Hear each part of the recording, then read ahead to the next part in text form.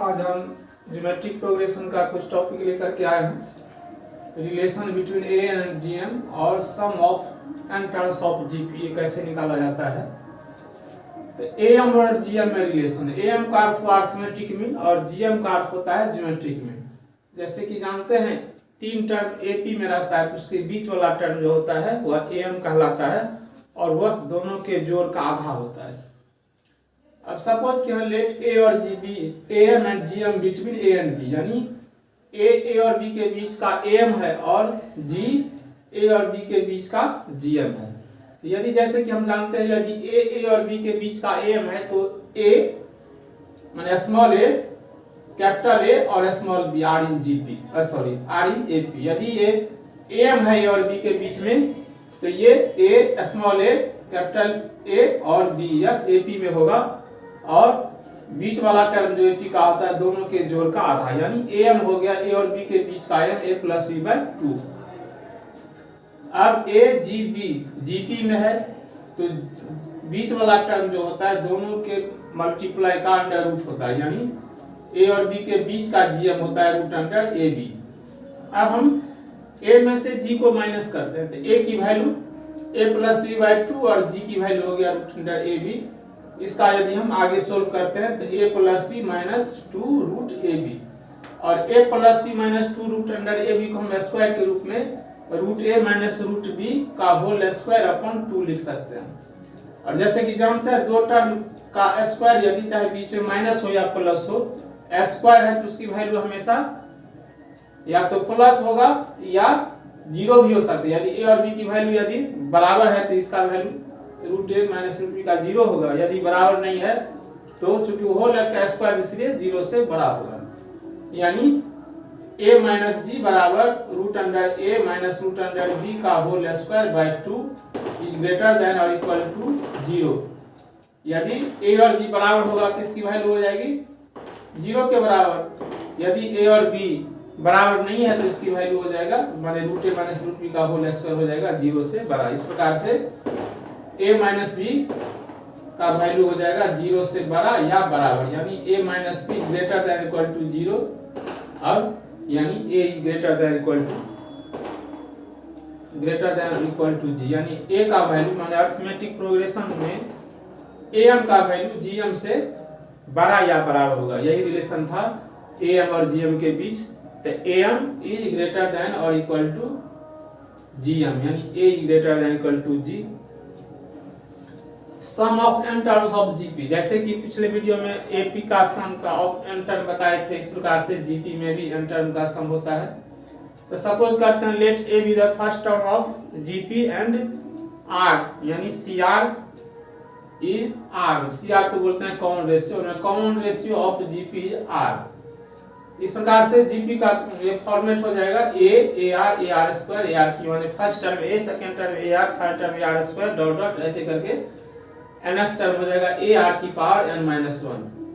तो इसमें number of term हो गया n, इसके सम ऑफ n टर्म्स होता है a इंटू आर की power n minus 1 upon R minus 1 if R is greater than 1 और a इंटू 1 माइनस आर की power n upon 1 minus R if R is less than 1। यानी इसमें दो condition है, r 1 से बड़ा भी हो सकता है और r 1 से छोटा भी हो सकता है। यदि r 1 से बड़ा होगा तो सम ऑफ n टर्म्स का फार्मूला ये होगा a इंटू आर की power n minus 1 upon R minus 1। यदि r लेस देन 1 होगा तो सम ऑफ n टर्म्स हो जाएगा जीपी में a इंटू 1 माइनस आर की power n upon 1 minus R. अब एक्सरसाइज 9.3 का जो ज्योमेट्रिक प्रोग्रेशन का ये कुछ क्वेश्चन लास्ट वीडियो में बता चुके थे। अब यहाँ से शुरू करते हैं क्वेश्चन नंबर 4। कहता है the fourth term of a GP square of its second term and the first term is -3 then determine seventh term. यानी किसी जीपी का फोर्थ टर्म जो है वह दिया हुआ है सेकंड टर्म के स्क्वायर का और फर्स्ट टर्म दिया हुआ आपका -3, तो आपको ये सेवेंथ टर्म यानी इस जीपी का सेवेंथ टर्म निकालना है। तो जैसे कि जानते हैं एपी का जनरल टर्म क्या जीपी का जनरल फॉर्म होता है कौन सी, ए इंटू आर की power n minus 1, A into R की पावर n माइनस 1 ये जीपी का जनरल टर्म होता है। तो यहाँ पर जनरल टर्म के लिए ए और आर दोनों चाहिए, तो इसमें दिया हुआ है -3 फर्स्ट टर्म दिया हुआ है ए फर्स्ट टर्म दिया हुआ है और आर नहीं दिया हुआ, सपोज कि let common ratio of GP is R. अब अकॉर्डिंग टू क्वेश्चन में कहता है T4 इक्वल टू T2 का होल स्क्वायर, फोर्थ टर्म जो है दूसरे टर्म का होल स्क्वायर है। अब सेकंड जैसे जनरल टर्म होता है Tn a r की पावर n-1 जीपी के लिए, तो इसमें सेकंड टर्म हो जाएगा, माने जैमा टर्म रहता है r की पावर उससे एक कम होता है, तो सेकंड टर्म है r की पावर 2 से एक कम यानी r, तो a इंटू आर। और जैसे कि a का वैल्यू दिया है -3 तो ये हो गया -3r, यानी सेकंड टर्म हो गया -3r। और according to question fourth term equal to square of second term, तब फोर्थ टर्म इसी फार्मूला के आधार पर लिखेंगे a इंटू आर की पावर 3 और ये T2 आया है -3r यानी ए आर का होल स्क्वायर। तो ए के जगह पर -3, आर की जगह आर का वैल्यू निकालना है आर पावर 3 और ये ए के जगह पर -3 और इंटू आर इसका होल स्क्वायर है। तो लेफ्ट साइड में -3 आर की पावर 3 और राइट साइड में 3 का -3 का स्क्वायर प्लस 9 और आर स्क्वायर। अब लेफ्ट साइड में 3 ठो आर है और राइट साइड में 2 ठो आर, तो इस स्क्वायर को हटाएंगे राइट साइड में तो लेफ्ट साइड में एक ही ठो आर बचेगा और 3 3 जा 9, इसको टाइप काटेंगे तो 3 3 9 यानी -r इक्वल टू 3, इसीलिए r इक्वल टू माइनस जाएगा उधर, r इक्वल टू -3 हो गया। अब हमें क्या निकालना है T7 निकालना है, तो T7 equal to a into R की पावर 6। अब a का वैल्यू -3 आया है और r का वैल्यू भी दिया हुआ है, यानी r का वैल्यू -3 आया है और a का वैल्यू भी -3 दिया हुआ है। तो T7 r की पावर a इंटू आर की पावर 6, तो a के जगह पर ही -3 और r के जगह पर ही -3, इस प्रकार से -3 का पावर यहाँ पर 1 और यहाँ पर 6 यानी 1 + 6 यानी -7 हो गया। तो चूंकि देखिए यहाँ पर -3 होल का पावर 6 है यानी इवन नंबर है, तो ये हो जाएगा प्लस में और ये माइनस में ही रहेगा, यानी -3 × 3 की पावर 6 यानी -3 की पावर 7 और इसको सोल्व करेंगे तो -2187 हो जाता है। अब क्वेश्चन 5 दिया है which term of the following sequence. अब कुछ सीक्वेंस दिया हुआ है जिसमें कुछ एक टर्म दिया है जिसको हमें पता करना है जो कौन सी टर्म है। जैसे 5 का a है 2√2 4 ... इज 128, यानी कहने का अर्थ ये हुआ है ये इस सीक्वेंस यानी ये जीपी में है, इस ज्योमेट्रिक प्रोग्रेशन का कौन सा पद 128 होगा। जैसे कि जानते हैं शुरुआत वाला टर्म को हम फर्स्ट टर्म लेते हैं, तो a के जगह पर हो गया 2 और यह है 2√2 यानी r कॉमन रेशियो हो गया हमारा √2। अब सपोज करते हैं, ये तो मालूम नहीं कैमा टर्म है, हमें निकालना ही है, तो सपोज करते हैं Tn = 128 और जनरल फार्मूला होता है a इंटू आर की पावर n-1 = 128 और a दिया हुआ है 2 और r दिया हुआ है √2 की पावर n-1 और 128 को हम लिख सकते हैं 2 की पावर 7 आगे लिखे हैं। अब √2 को हम पावर के रूप में हाफ लिखते हैं और होल का √2 के होल का पावर है n-1, तो इस √2 के जगह पर यदि 2 की पावर हाफ लिखते हैं तो इस n-1 से उससे मल्टीप्लाई हो जाएगा, यानी ये 2 बाहर से पहले से है 2 × 2 की पावर हाफ n-1। अब यहाँ पर बेस सेम है तो जैसे जानते हैं बेस समान में पावर का जोड़ हो जाता है, यानी n/(2 + 1) = 2 की पावर 7, इसको जोड़ करेंगे तो 2 × 2 यानी 2n-1 + 2 यानी 2 में से 1 जाएगा तो 1 बचेगा, यानी ऊपर में 2 की पावर लेफ्ट साइड में हो गया 2 की पावर n+1/2, राइट साइड में 2 की पावर 7। और यहाँ पर देखते हैं दोनों बराबर है और बेस है बराबर, इसलिए पावर बराबर हो जाएगा, यानी n+1/2 = 7 क्रॉस मल्टीप्लाई करेंगे n+1 = 40 यानी n = 30। तो यही हमें निकालना था, जो 13 टर्म जो है वह 128 है। नेक्स्ट क्वेश्चन उसी टाइप में है b√3 3 3√3 ... इज 729, यानी इस सीक्वेंस जीपी सीक्वेंस का कौन सा पद 729 है। जैसे कि देखने से ही पता है फर्स्ट टर्म है √3 और कॉमन रेशियो भी √3 होगा, क्यों? क्योंकि √3 में √3 से गुना करेंगे तो √2 हट जाएगा 3, फिर इसमें √3 से गुना तो √3 क्लियर हो गया। फर्स्ट टर्म भी √3 और कॉमन रेशियो भी √3। अब सपोज करते हैं पिछले क्वेश्चन की तरह जे nth टर्म इक्वल टू 729। अब जनरल फॉर्म से nth टर्म का होता है जीपी में a इंटू आर की पावर n-1 इक्वल टू है 729। अब यहाँ पर a भी √3 और r भी √3, यहाँ से √3 इंटू √3 का पावर n-1 और 329 को हम लिख सकते हैं 3 की पावर 6। अब यहाँ पर √3 इंटू √3 की पावर n-1, तो बेस समान है √3, तो पावर में जुट जाएगा, तो n-1 में यदि 1 जोड़ेंगे तो 1 और -1 कैंसिल हो जाएगा, तो बच जाएगा n, यानी √3 का पावर n इक्वल टू 3 की पावर 6। और जैसे कि √3 को हम लिख सकते हैं पावर के रूप में 1/2 और होल का पावर n है, तो 3 की पावर n/2 इक्वल टू 3 की पावर 6। अब दोनों का बेस समान है तो पावर इक्वल हो जाएगा, यानी n/2 इक्वल टू 6, इसलिए n इक्वल टू 12, यानी यही n ही निकालना था, यानी 12 टर्म यानी 12वां टर्म हो गया हमारा 729। अगले क्वेश्चन है सी 1/3, 1/9, 1/27 डॉट डॉट इज 1/19,683, यानी इसमें ये पता करना है जो 1/19,683 कौन सा टर्म है। ये भी आपका जीपी में ही है, सारे क्वेश्चन जीपी में ही है।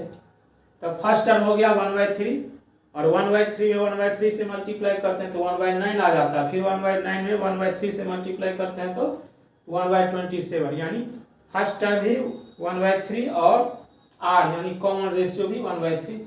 यहाँ भी सपोज करेंगे लेट nth टर्म यानी tn term is equal to 1/19,683।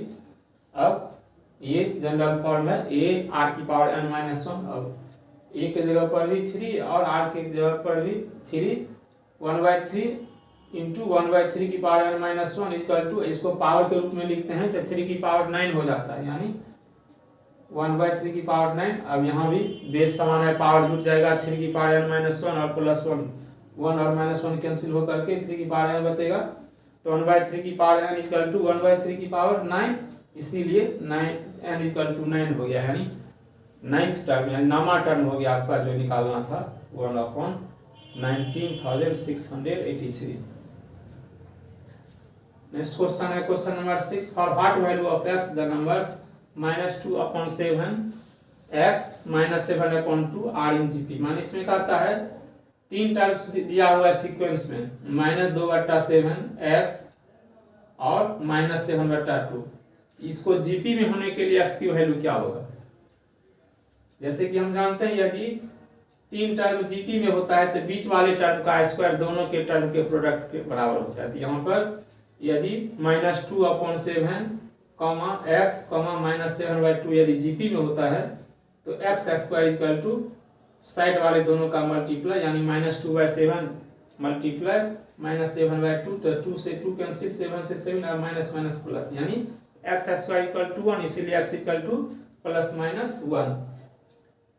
अब एक सम पर आधारित क्वेश्चन है, जैसे कि पहले इसी में बता चुके हैं, सम ऑफ n टर्म्स, यहाँ पर ये है sum of n terms of GP equal to a into r की power n-1 upon r-1 if यदि r ग्रेटर देन 1, और a इंटू 1 - r की power n upon 1 - r if r is less than 1। ये दोनों शर्त बहुत जरूरी है, हर जगह इस शर्त का यूज होगा। यदि कॉमन रेशियो यानी r 1 से बड़ा होगा तो ये फार्मूला लागू होगा, यदि कॉमन रेशियो r 1 से छोटा होगा तो ये फार्मूला लागू होगा। तो यहाँ पर a हो गया हमारा 0.150, इसमें यदि हम डेसिमल को हटाएंगे तो चूंकि डेसिमल के बाद 2 डिजिट है तो 1 पर 2 जीरो डाल करके बट्टा में कर देंगे और ये डेसिमल और ये 0 हटा देंगे, यानी तो ये हो जाएगा 15/100, क्योंकि डेसिमल के बाद 2 डिजिट है 1 और 5।